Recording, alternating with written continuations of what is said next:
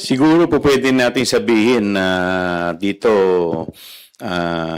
hindi na nila po pwedeng questionin yung ebidensya na aming ipipresenta dahil ganun din ang ebidensya na kanilang isusumite. So parang inaamin na nila na itong ebidensyang to ay mahalaga para po dito sa hearing.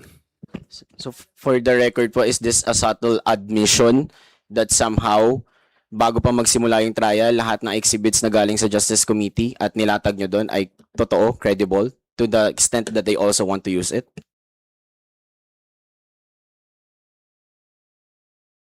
Depende yan kung paano nila gagamitin. Baka mamaya gagamitin nila para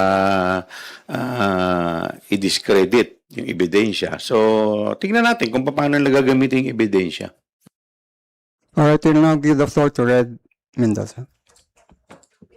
Hi po, Kong. Good afternoon.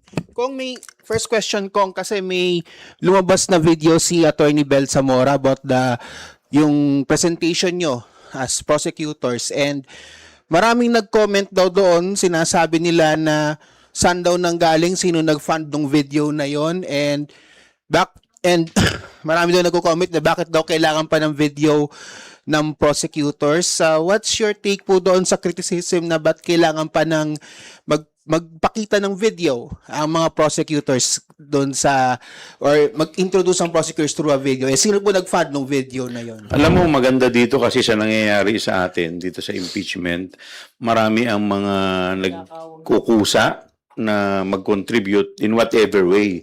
In fact, may mga iba pa nga po na nagte-text sa amin na baka po pwede maging parte sila ng comms at sa sarili nilang effort, wala kaming gastos, ay sila rin. So, ganun din dito. Pati sa mga legal, marami pong hanggang ngayon, may mga nagpipresenta pa rin po na maging parte. Kaya lamang po, pinipili lamang po namin lahat ang mga nagbo-volunteer. Pero kasi marami Kayo po, baka gusto niyo mag-volunteer din. Hindi po. Marami po kasi nagko-comment kasi na parang mas natatawa sila na bakit kailangan pang i-present niyo po yung sarili niyo sa prosecution or present niyo po sarili niyo sa media dahil everyday naman po nagpapakita, nag-present ng statements po ang House prosecution while ang defense naman po ay sobrang tahimik because they're following the process or they're following their Alam po ninyo, hindi mo naman mapipigilan kung ano yung mga gustong i-contribute ng mga tao eh. So, in their own little way, gusto nila na makatulong. So, siguro gusto rin nila kasi na gawin ito para ma-promote din itong impeachment, magkaroon ng kaalaman ang ating mga kababayan dahil syempre, hindi naman po lahat nauunawaan kung ano po ito. Kaya may mga tao na gumagawa ng paraan ng mga interesado na sa kanilang tingin, ito yung po pwede nilang i-contribute para sa bayan. Second question po. You said po, Chair, na you propose po 62 days for the trial and sa defense po 30 days. I'd just like to ask lang po, why 62 days? Kasi there are some comments na yung 62 days na trial date ay parang pinapahaba ninyo just to pull down the Vice President's ratings. Is it true or bakit po ang haba ng trial 62 days? Well, Yung defense po 30 days lang po. Nakita naman po ninyo paano mo ipepresenta yung 4,000 documents sa isang confidential fund kung 5 araw lang, 10 araw lang. Di po ba? So, depende kasi yan sa dami ng testigo. Pero ito po kasi, hindi ibig sabihin porke 62 days ang aming pinropose, i-maximize namin yan.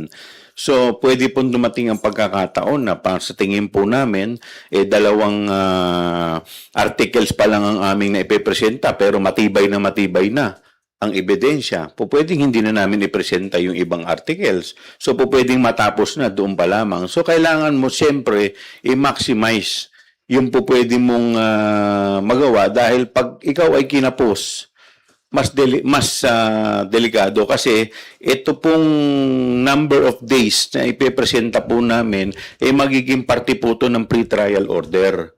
So, kagaya po na sinabi sa ating kanina ni Chairwoman Jinky, ang pre-trial order ay magiging Biblia. Ito po ay magiging roadmap ng impeachment hearing.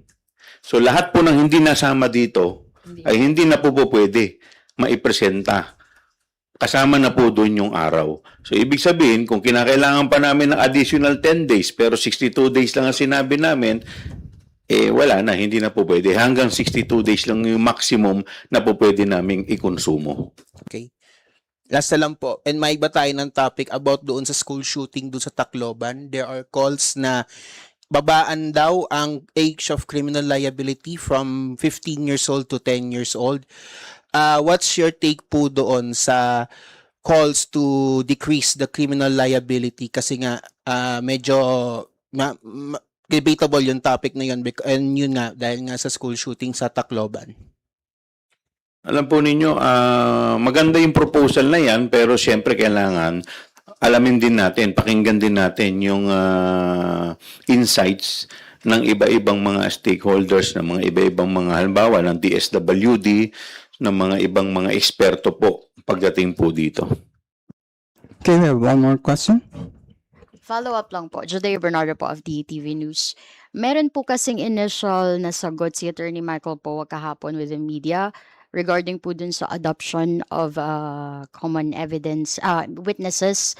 Sabi po niya, let me just quote, they are entitled to their own opinion. Yung mirroring, yung pag-adopt, hindi daw po tamang gamitin yung ganito pong salita. And then, he said that he can remember, sabay daw po kayo nagpasa on the same day of the pre-trial brief. So, answer po ng prosecution. May I hear again who commented that? Si Attorney Michael Poa po. Reason why we use the term adoption is because the witnesses and the documents have been presented as early as during the 19th Congress. Doon sa inquiry in aid of legislation ng Committee on Good Government and Public Accountability, then presided by Congressman Joel Chua. Even the other evidence have been presented during the hearing, clarificatory hearing before the Justice Committee. So indeed, all these pieces of evidence have been publicized already. And that is why, to our understanding, our list of evidence were adopted by the defense. Nevertheless, we acknowledge that fact that they have their prerogative and judgment to choose what evidence to present in support of their defense. Paano po pag hindi po sila sumagot dito formally? How will this affect your process din po sa impeachment? What do you mean hindi sumagot formally? Doon po sa, di ba pinapaspecify po natin sa kanila yung common witnesses. If they don't, We have manifested that to the impeachment court, and we submit to the discretion of the court as to whether they will order the defense or not in making more specific the purpose for the presentation of these witnesses. Okay, Jonathan, you have one last follow-up? I-rephrase ko lang yung question ko. At ganito na lang po. Do you expect to see Mary Grace Piato sa impeachment trial?